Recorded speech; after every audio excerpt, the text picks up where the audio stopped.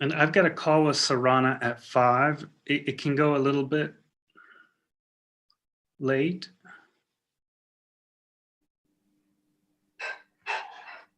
I can go over a little bit, but not too much. And I've got a call with Sarana at 5. It can go a little bit late.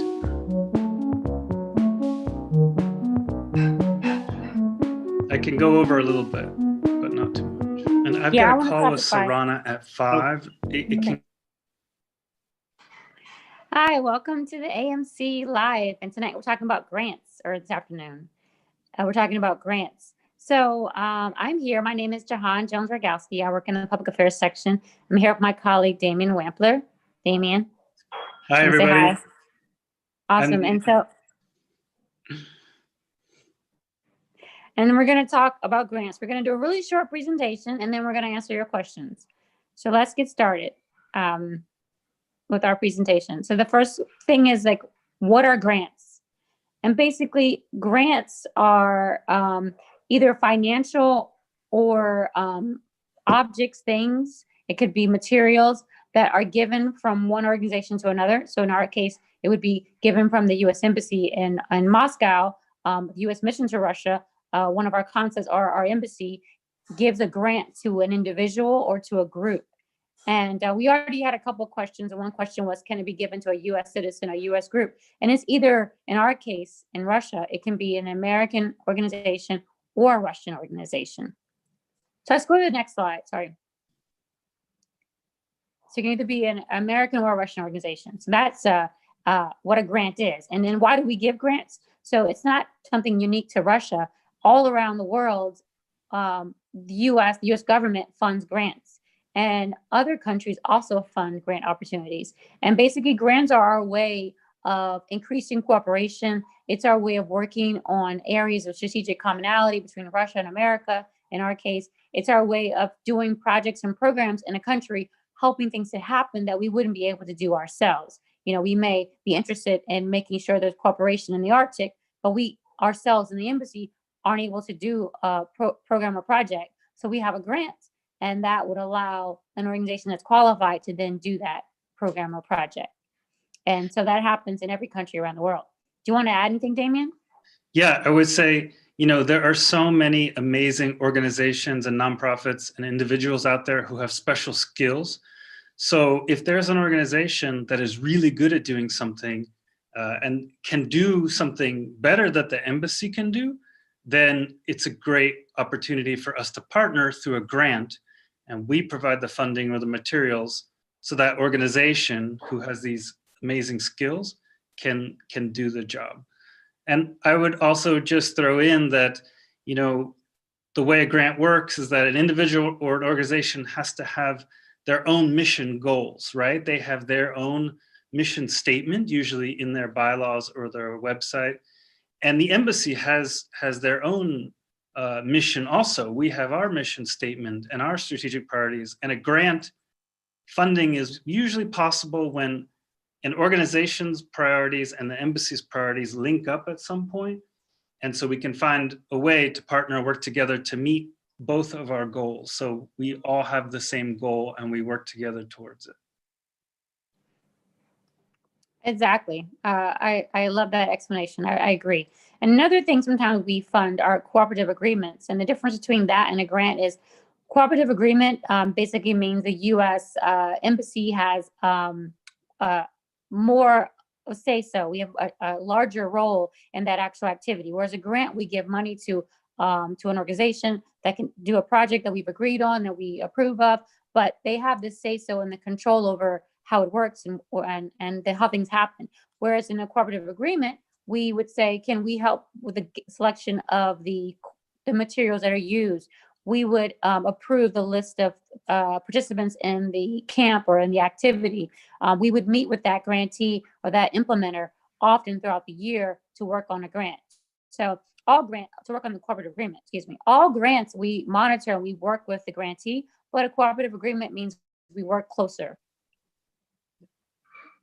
And then who can apply for a grant? And Damian touched on this already, and I alluded to the fact that it's Russian and American organizations. So normally it's a nonprofit.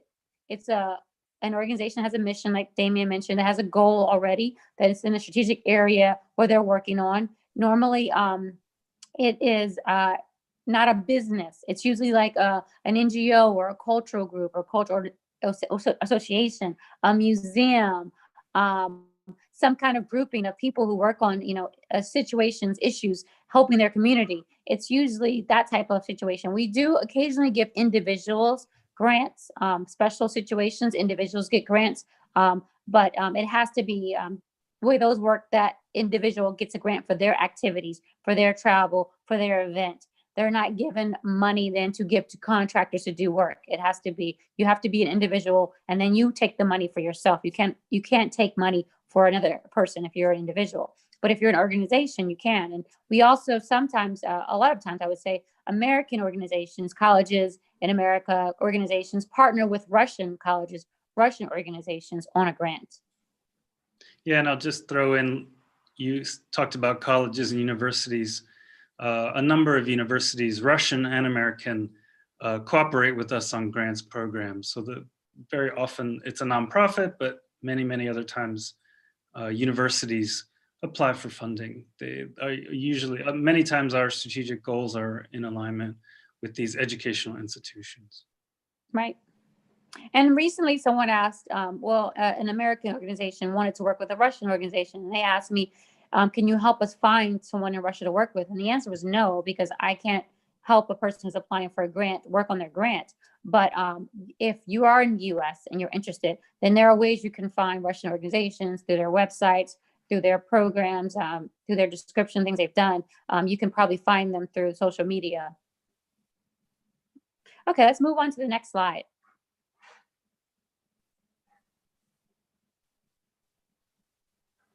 So we have several types of grants, and I just listed 3 main grants. One is the annual program statement, which we just released for 2021, our next cycle. And I'll get into more detail about that. We also have a peer-to-peer grant where we give money to a Russian organization and an American organization, and they work together on a peer-to-peer function. This usually has to be something where it's our strategic areas where we work together with Russia. We want to work on our shared culture, our shared history, our shared activities, our shared values, some ways that we work together. This will be in a peer-to-peer situation. And this is on our website. For the peer-to-peer, you work through our program implementer who's in the US. And so the annual program statement is the grant where we accept throughout the year, and you would apply directly to the embassy. And Damon can tell a little bit about the Ambassadors Fund for Cultural Preservation. Yeah, absolutely. Every year we announce the Ambassadors Fund for Cultural Preservation in the fall or winter, usually November or December. And what that is this is an opportunity for Russian and American cultural institutions to preserve a bit of Russia's cultural heritage. It could be a site or location. We, through the Ambassadors Fund for Cultural Preservation, have helped preserve wooden houses and churches. It could be intangible stuff, songs, music, folklore. Through this program, we have funded the preservation of folklore and Russian cultural heritage. And so you can be on the lookout for our call for proposals every year. We were very happy to be able to work with the State Hermitage and partner for the first time with the State Hermitage Museum and the Hermitage Foundation in the United States. This past year, the year before, we helped and supported a project where the community of Krokino is helping to save a lighthouse church. The important thing about Ambassadors Fund for Cultural Preservation is we always know that it's coming every year. So you can begin preparing these grant proposals much earlier and get ready, get your application ready well in advance. Mm-hmm. And that's one of those grants that you kind of compete with the rest of the world, right? So we don't control it at post. I mean, we select the person, but the final say so sometimes happens in Washington. So we may post it. It's due in 2-3 weeks because we just found out. So that's what Damien said. You should work on it throughout the year. But for example, the annual program statement, we review every week in our office. But for the Ambassadors Fund, you have to wait until we find out from our home office in Washington, D.C. when it's time to announce it. We also have other grants, other opportunities that come up. You stay tuned to our website. Stay tuned to grants.gov, which lists all the grants available from the U.S. government. And for example, we have a grant sometimes for alumni, people who've been on our programs. Sometimes we have an alumni innovation grant. There are other grants that could happen based on different priorities in Washington, D.C. Okay. Next slide, please. So we're going to basically talk about the annual program statement today. And this year, normally we kind of accept small grants and large grants. This year, we put our grants in strategic areas, and all of these grants are small and large. So you can ask for as minimum as $500. You can request up to $200,000. And that's the highest we'll fund with the annual program statement. And the annual program statement this year is divided into 5 different categories.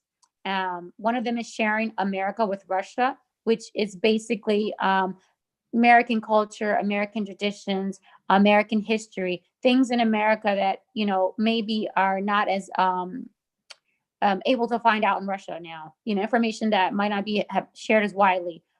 These groups in America could bring culture to Russia from the US. So you could get a grant in that area if you were working on cultural issues or human rights or democracy or different things that may be related to American history or American culture. If you have a project that correlates in that area, you would apply for that. We also have media and information, which deals with journalism training. It deals with working with universities in the US and Russia who are working on information or media. The more information for that is on our website and also on grants.gov. And then we have One Planet, which talks about the environment and science, health, tech, COVID-19, astronauts, anything that you can think of that falls on those topics would be a grant for that purpose. I don't know, Damon, if you want to add to any of those or explain the last 2. Well, yeah. So the last 2, America Works in Russia. So this is promoting entrepreneurship and the ecosystem and the culture of innovation in Russia. So if you had an idea that you think would support all of the businesses in your community or in your area or in Russia, this would be a great fit for that category. America Works in Russia also focuses on American higher education and promoting American universities and colleges. And then international cooperation, America feels very strongly about our bilateral relations and also multilateral links that we have with Russia, like the United Nations, and cooperation on the bilateral, multilateral level. So I think the important thing is that the annual program statement, like the name implies, it comes out every year. And every year we make it clear what kinds of programs we're looking for. And so last year, we posted and we listed our priorities. And this year we're posting them and they're slightly different. So it's very important that if you're interested in applying for a grant to the annual program statement, that you read the documents and the instructions very carefully and look and see what is eligible and applicable and what is not. It states pretty clearly what you can apply for and what we're looking for. And all of these projects are to benefit Russia. All of these projects are helping either help Russians better understand who we are as a people, or help more clearly explain our culture and our way of life, because these things like entrepreneurial spirit and free media, these things are very important to Americans, and we're trying to explain them and explain why they're important to us. Great. Okay, next slide, please. This is a little bit about the timeline for the annual program statement. We are accepting applications now. We will stop on June 1st. So if you send your application on June 2nd, we will say, please apply for next year's annual program statement. This just gives us enough time to make sure we can process all of the applications in time to fund them. Now, this isn't hard and fast. We have to spend the money and know for sure by September 30th. But ideally, we would have final decisions in by about July. And then people will be notified over the summer, August, September, July. And after you're notified that you've won, you have to put together lots of information. You have applications to fill out. You have to do a more extensive budget. You have to submit different documents. And then we would work on funding the grant. And just to keep in mind, our fiscal year ends on September 30th at midnight. So sometimes we've notified people that you have been selected for a grant, but they don't send us their paperwork in time. They'll send it to us in October, and it's too late then. So if you send it after the deadline, we can't work on it. Like, literally, we can't do anything with our money after that date. And our grants should begin as on the grant agreement, and so your payment follows. So Damien, I don't know if you want to elaborate on any of those topics. Yeah, well, just a couple of points is that although we accept applications until June 1st, like you said before, we read these proposals every week. So as soon as you have a proposal ready, you should send it. So you don't have to wait until June to apply for annual program statement. You can apply at any time. Just you have a project, January, February, March, just apply. And then the other important thing to note is that if a grant is smaller, if it's 5,000, 10,000, 20,000, there's a good chance that we can look at our budget and either make a decision right away. So you submit, in January, and it's a small grant, we can tell you yes or no, and we can fund it right away, and you can start working on it right away. If it's a big grant, has a huge budget, we're gonna have to wait until later. So just in general, the smaller grants get approved faster, whereas the larger ones, we usually have to wait until the end of the year. Damon, you bring up a really good point about the larger grant too, that sometimes we find that people submit a grant for the highest amount that we offer, which in this year is $200,000, because that's the maximum. But their actual activities, their actual grant goals, the actual what they want to work on doesn't require that much money. It doesn't require you wouldn't need that much. And so then they go into their budget and they try to flush it out and make it seem as if they need that much money. And then we end up not selecting that grant because we look at the budget, we look at the proposal, and we say, but we like certain aspects. This doesn't make sense about how much they want to spend on XYZ. So never inflate your budget just to get to 200,000. If you have a project that needs that much money, then you request that much money, but do not create a grant based on how much money we're giving out. Create a grant based on how much money you need for your grant activity. Yeah, absolutely. I mean, these projects are meant to be 1 year long or less. So the activity is going to be, 3 months, 6 months, 8 months. And you know how big your organization is. You know how many staff members you have on your team. You know how much you can accomplish. You know what your organization can do in that time period. And so you should apply for a grant that satisfies your goals for that time period. So if you feel that you can only support 200 participants, 50 participants, 5 participants, whatever, you need to apply based on the capacity of your organization or you as an individual, not the maximum, but what you feel you can handle. Exactly. And I had another thought too about the application process. Sometimes people say, could you help me fill out my application, or they have questions. So the answer is no, we can't fill it out, but you are free to send in an application. And it is possible that something won't be quite right in your budget, or there will be something not quite finished. But if your overall proposal and everything works, we can come back and say, it looks like you didn't do this. Can you please fill this out? It looks like you quite didn't understand that. Here's more information. You don't have to make it extremely perfect, but we're not able to help you while you create your application. But if you submit it and you are selected by the grants committee, then we will come back to you and say your grant was selected for funding. However, we need you to go back to your budget and look at your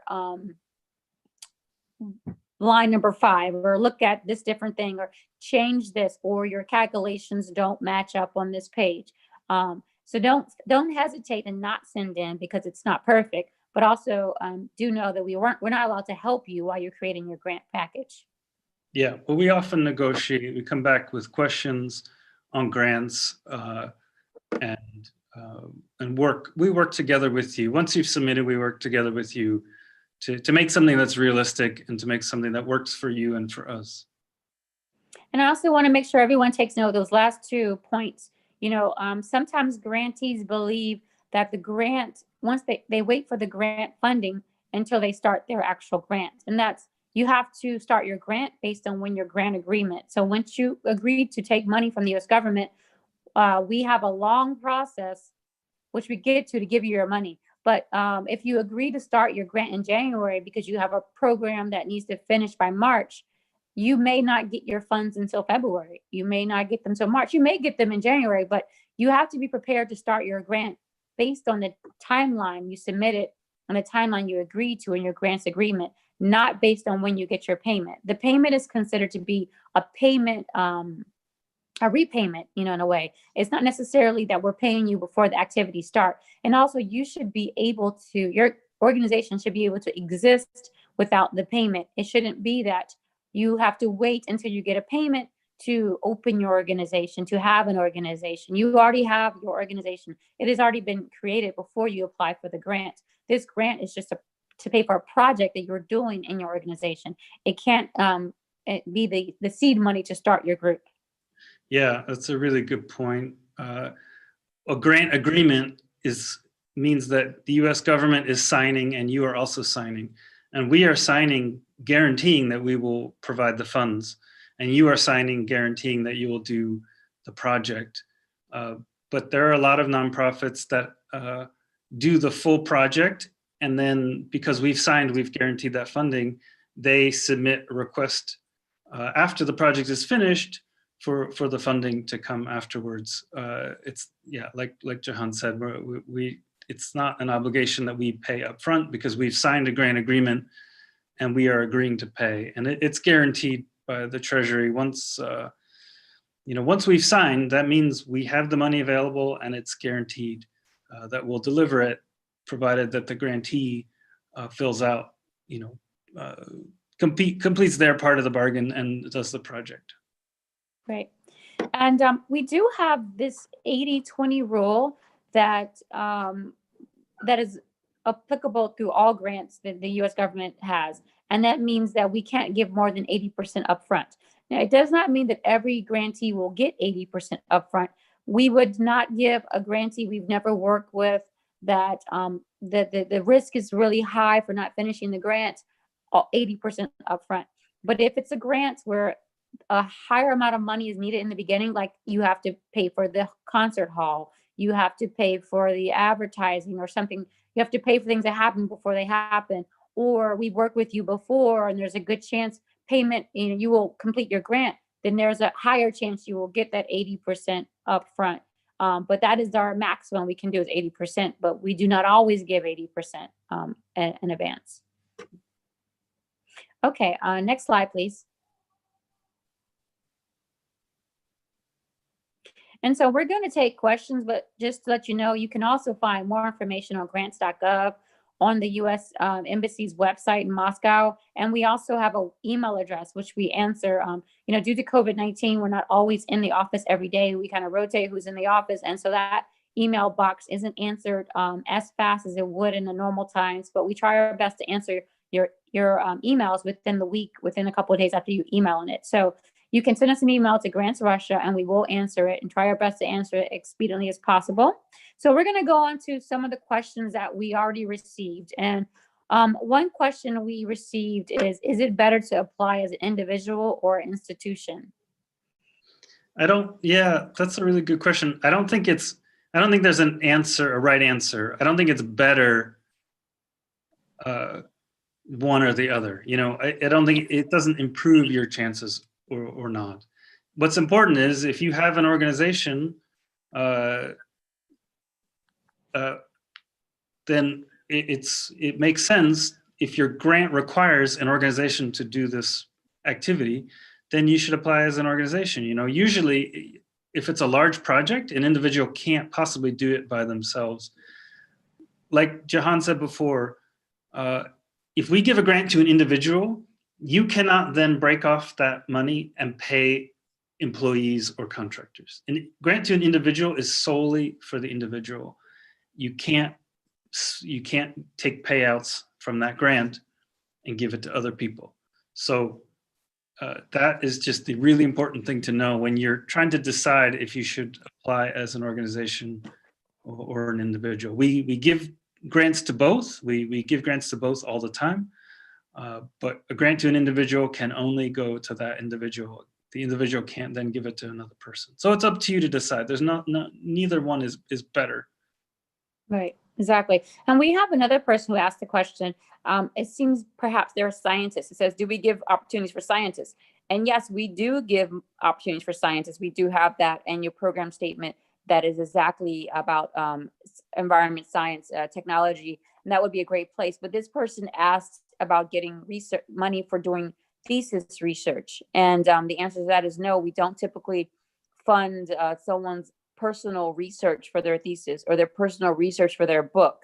It has to be that there's a project where you're benefiting the rest of the country. You're benefiting Russia, you're benefiting America, that you are working together on a shared environment, science, technology, problem, purpose, reasoning. But we wouldn't fund your personal research to write your book or to do your thesis.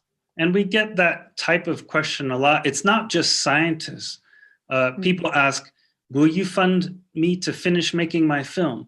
Or will you fund me to help me open my business? So kind of like scientific research, you have to ask yourself when you fill out this grant application, who is the project benefiting? Is it benefiting the Russian people, or is it only benefiting you? If the project is only benefiting you, we're not going to be able to fund it because that's not what grants are for. But if it benefits a wider community, if the research is then going to be shared and there's public projects and workshops and activities and lectures, then possibly, a film. Is the film going to help the broader community, or do you just need money to finish your film? So you really have to think about those kinds of things before you decide to fill out a grant application, because we don't fund personal projects. We don't fund people's personal research, personal businesses, and individual projects that you're working on. Right, exactly. And someone else asked, can you apply for more than one grant opportunity? And if you get a grant, can you apply again in the future? And those answers are yes. You can apply for more than one grant, and you can apply for a grant in the future if you've done it in the past. Someone asked, are national parks eligible for grants? Well, yeah, I mean, when you apply for a grant and your grant proposal is accepted, we're going to ask you for your bank information so we can transfer you the money. So, if you're a national park, it's not a question of, are you eligible? The question is, do you have a bank account, and are you willing and able to accept funds from the US Embassy? Some organizations are set up that they can accept donations. If they have a fundraiser, they can accept grants from different embassies, they can accept grants from different companies. But some organizations, I've worked with different museums, different parks, where they're part of a large network or bureaucracy, and they don't have the mechanism to accept funding, or maybe the head of the organization doesn't want to accept funding.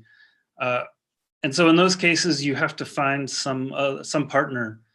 And this is actually quite common, that there will be, let's say, an organization in one area that just, if they don't have a bank, or their bank financial system can't accept the funding, so they find another partner organization, either a nonprofit in Russia, a nonprofit in America, a university in America or Russia, and you build the project together. It's very common for grant proposals to have a main organizer, but then within the project, there can be many different other organizations who are contributing and who are either part of the project directly, or they are sub-recipients, they're contractors, or they're sub-grantees. Great points. So I was just checking out our questions. So we had a question on how do you plan the budget? And I would say that, well, you need to know what you're going to do, and you need to know how much it costs. So if you're not quite sure how to make a budget, we do have on our website, we do have the actual template for the budget. So if you go on our website, you can see that, and you just have to plug in the information. But you do need to know what you plan on achieving and how much it costs. And if you don't know that, it would be pretty difficult to apply for the grant, I believe. Yeah. Yeah, you got to do a lot of research when you're doing this grant proposal. You've got to do research and planning. So you've got to meet with your team and decide, how many days are we going to work on this? How many nights in this hotel do we need? How many bus tickets? How many people are we going to train or whatever? And you've got to plan it all out and put an accurate budget together. At the same time, we know that things change and budgets do change slightly during every program. So just so you know now, there is flexibility. You can communicate with us. During the grant process, you can ask to change money within the budget items. So you can say, well, we put too much for this category, but not enough for this category. And you can switch between the categories to a certain degree. And the main thing is that you communicate with us during the whole process. And that kind of leads to, if you find that you don't have enough money to complete the grant, I don't know, Jahan, if we want to talk about that, but that's, but you want to plan ahead so that doesn't happen. You want to plan ahead and do all the math and numbers and make the phone calls and go on the internet and do the searches and make sure your budget is as accurate as possible. Right. I mean, sometimes things happen like COVID-19 or the exchange rate changes. Things can happen and budgets can shift, and there is a procedure for notifying the grants officer and your grants officer representative, which is the person you work with closely in our office. But we can get to that point once you get the grant. We can discuss how that works. But there are ways to alter your grant after you have the grant if things happen that you can't control.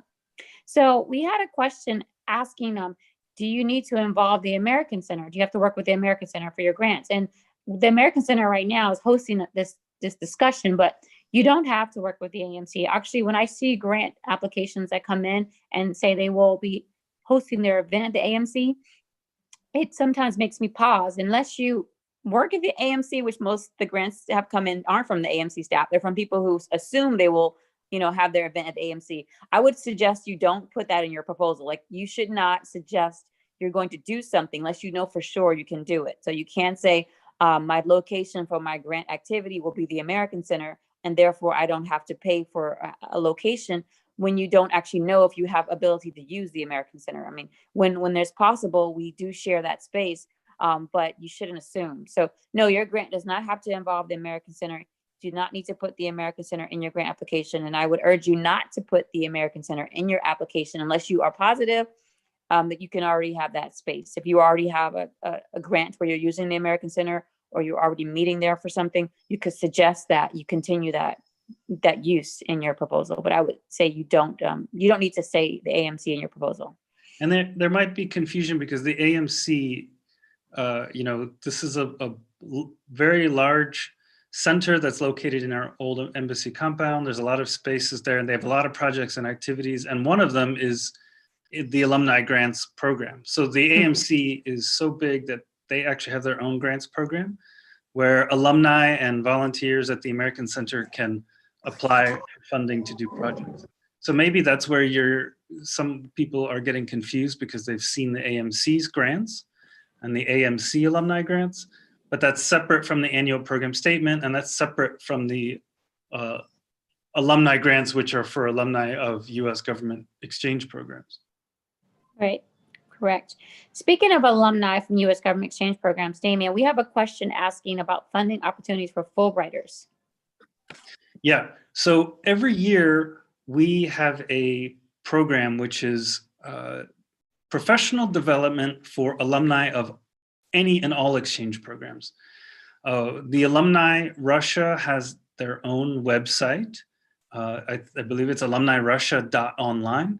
And you can go there and you can see the grants opportunities for Russian alumni.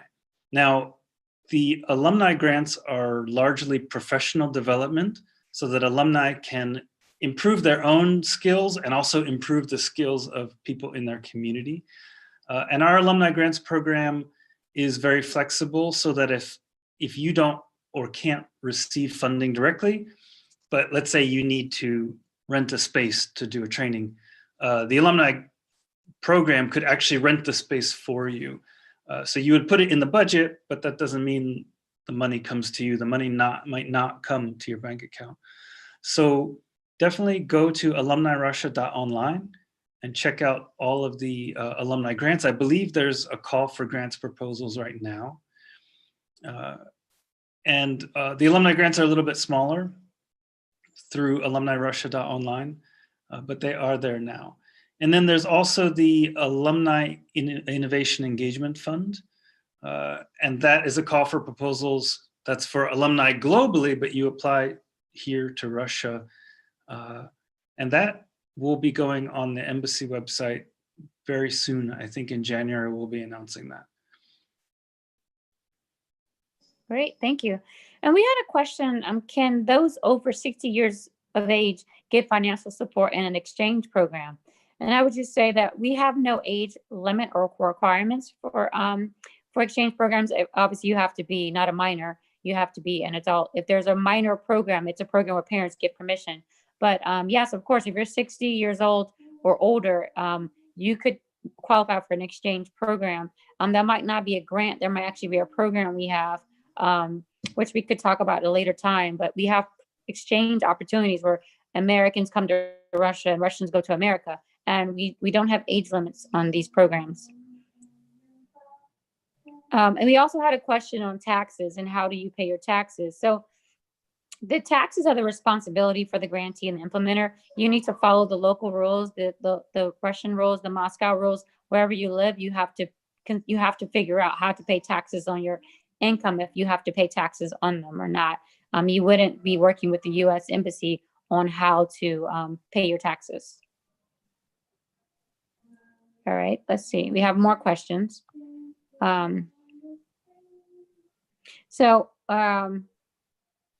We have a person who wants to set up or revitalize a sister cities relationship. And how should they go about applying for a grant to do this? They've been in contact with the US side and an NGO, but there's no legal entity in Russia they can work with. Should I set up an organization, they asked. So maybe we could explain what the Sister Cities is and what this person might, go about how to get a grant for Sister Cities. Yeah, I mean, this is a really good question. Every day, we have people who they come up with these great ideas. And then the question is, okay, how do we logistically make it happen? Sister Cities is a non-government organization. Sister Cities in America is a non-government organization that builds relationships and supports relationships between cities and regions all over the world. And so Russia has close to 100 different Sister Cities relationships. And so, yeah, doing a grant for Sister Cities relationship is a great idea. I believe it's mentioned. It was mentioned in last year's annual program statement. I don't know if it's specifically mentioned this year, but many of the program areas that we have would be great for Sister Cities relationships and supporting them. The question is, who should apply for the grant? And so it sounds like you're in touch with the US partner. So typically in America, there's a nonprofit, it'll be called like the, Sister Cities between, Yaroslav and Burlington or something like that. That's a nonprofit. And so that nonprofit could apply for the grant and receive the grant funding and carry out the project. And here in Russia, the Russian individuals or organizations could be staff members, they could be contractors, they could be subgrantees. But if you wanted to start an organization, if you wanted to start a nonprofit in Russia and receive grant funding, that's also an option. There are many, many options. You could start a nonprofit, you could start any number of different types of legal entities in Russia. It's totally up to you. A university could apply. We have done grants with city municipalities in Russia and in other countries. So it's really up to you. I don't know what the best course of action is. There's no right answer. I think it's important that you do it cooperatively with the US partner. And, if the US partner already has a nonprofit and a bank account, maybe they can fill out the application. Sometimes that's just the easiest than starting a new nonprofit, which if you've never run a nonprofit, it's a complicated thing to start and maintain a nonprofit. Yeah, thank you, Damien. Speaking of complications, someone asked a question about payment and the grant, and I just want to make sure we understand that you can't make money off of your grant. So if you get the 80% upfront, you can't put it in the bank and draw interest.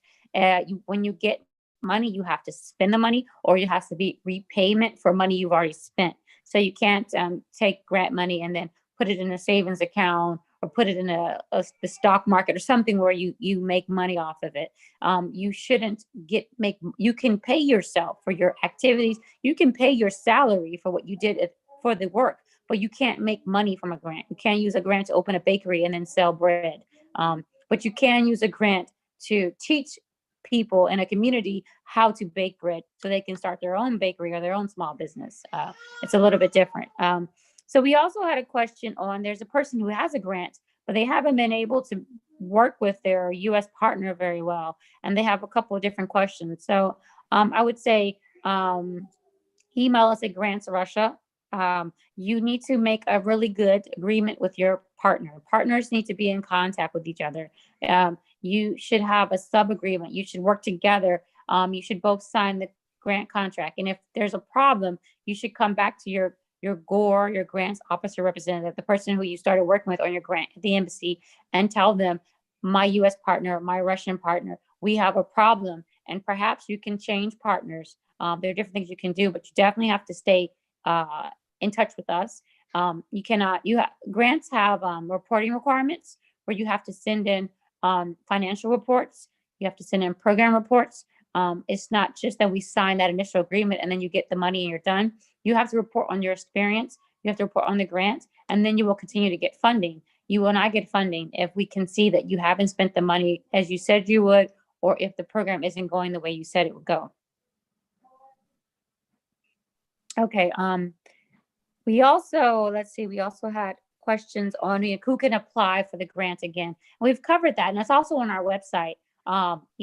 Nonprofits, individuals, cultural groups, cultural organizations, NGOs, educational institutions, individuals in some instances. You could please go to our website for more information. You can, and grants.gov has lots of hours of information you can read through, and you can send us questions to grantsrussia@state.gov. If you want to add anything, Damien, I'm going to check the questions again, see if I missed anything. No, that's good. Good, really good questions from people. So if you have more questions, definitely let us know. We're here. You can email us, but ask us now if you got something. 15 more minutes. And so I see there's a question. Can I send you my draft proposal to review? So as I stated before, we're not allowed to kind of coach anyone in their proposals. We're not allowed to read them and give you feedback. Do the best you can and submit it. And then if your proposal works and we have questions, we will go back and say, we are interested in your proposal, but we have questions about this. But we're not allowed to kind of help you work on your proposal or to read through the proposal in advance. Yeah, I recommend you show your proposal to other people, but find other nonprofits who have done grants before and show it to people. Show it to other professionals in the field and see if it makes sense to them.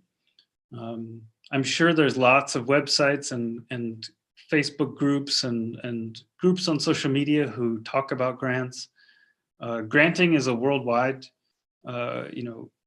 custom, and it's very widely talked about. And there is kind of a process to it. There's kind of an approach to it that's quite well known. And large organizations, large nonprofits have entire grant writing teams because they survive through grants.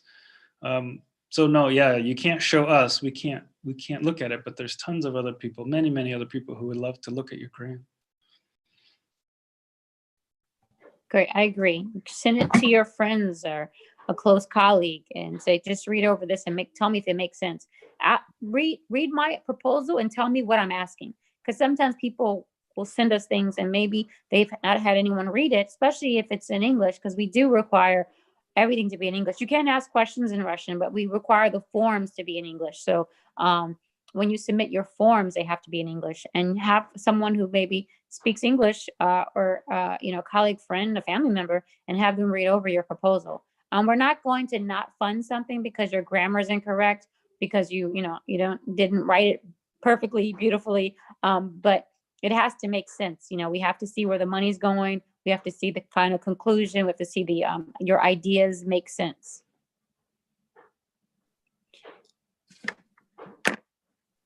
So Damien, well, we're going to close here. If we don't have any more questions, do you have any final thoughts?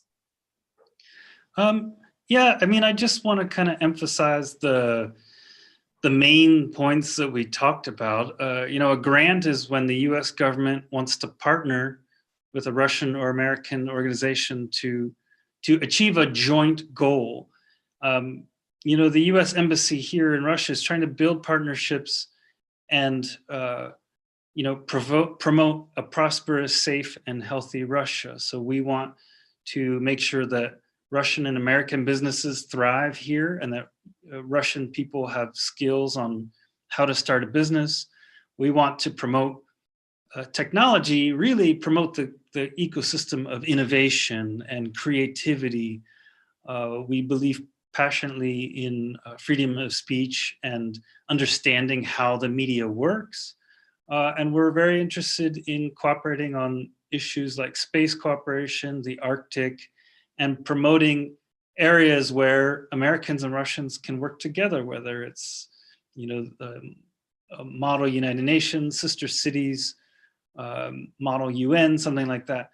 And so what we do is we look for Russian organizations that have a similar goal, and we have our goals, you have your goals, and then we find a middle ground somewhere in between, really to make Russia and America stronger. We believe that if Russia and America are friends, then the world is a safer place. And I think everybody agrees that if America and Russia are communicating with each other and cooperating, then the whole world is safer. And so that's why we do these grant programs. And yeah, we are here to answer questions. Shoot us an email at Grants Russia, and we'll do our best to answer. Thank you. So we did get two more questions while you were talking. And before I answer them, that when you go to our application, you will see something called DUNS, D-U-N-S, and SAM. You're not required to register in those until you find out you actually got accepted for the grant. If you already have a DUNS number and a SAM ID number, then that's great. But if you don't worry about it. Those things are things we can cross that bridge after your grant is, after you hear back that your grant was accepted.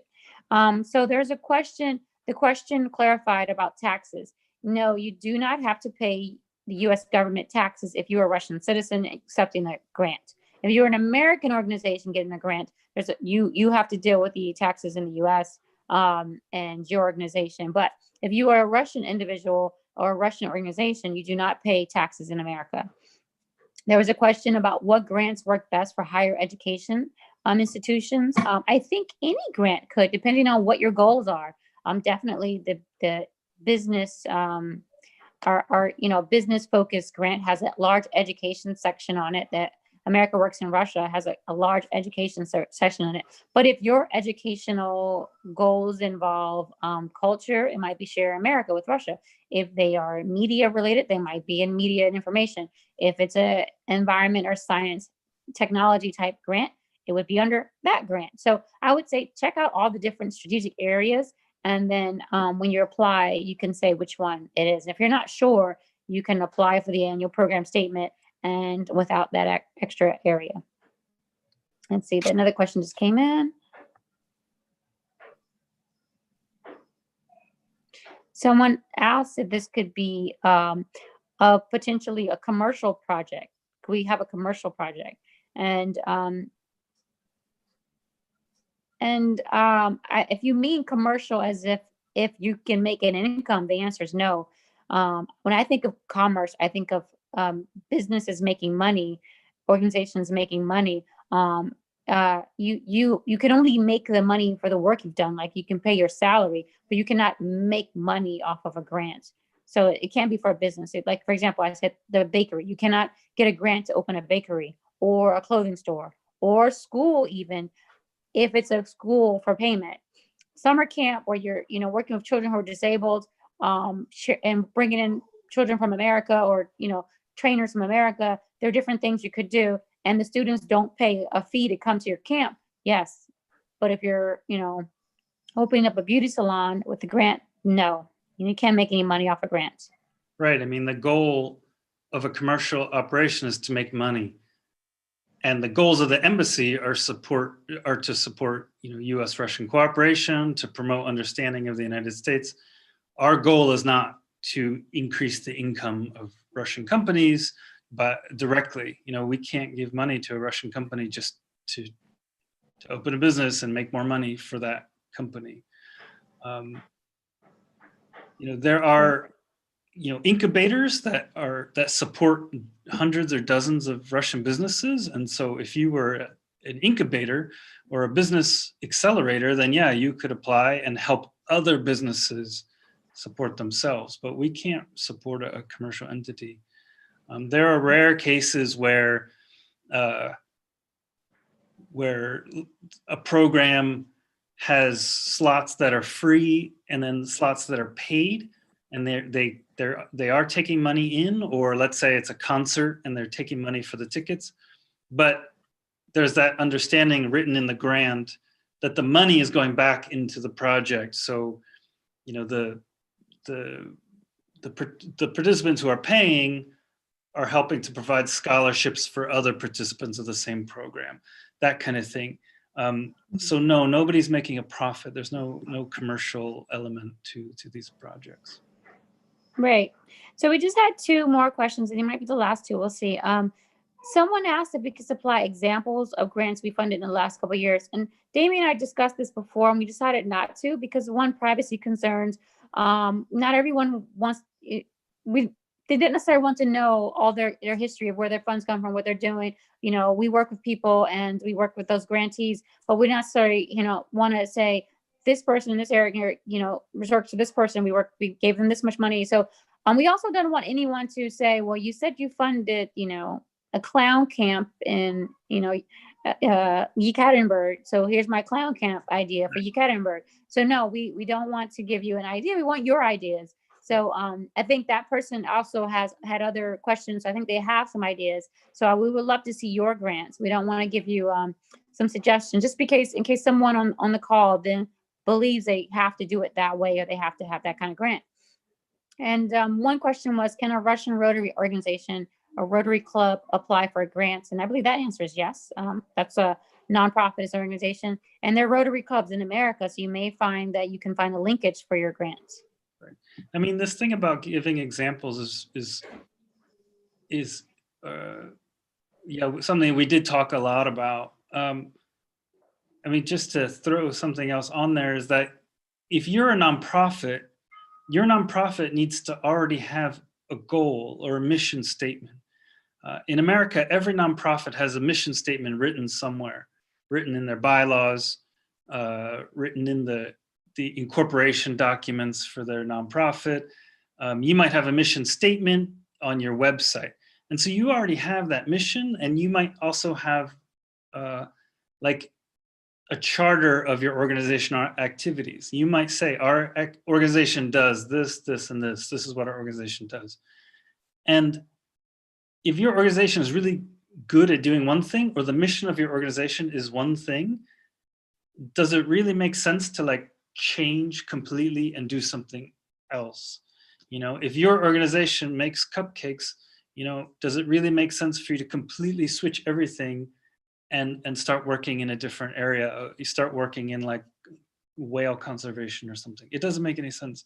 So it's important for you to have your strengths of your organization and find something in your organization that matches one of the program areas that the embassy is looking for. If you have never done a certain type of work, are you really going to start working in a new area from scratch if you don't have those experts?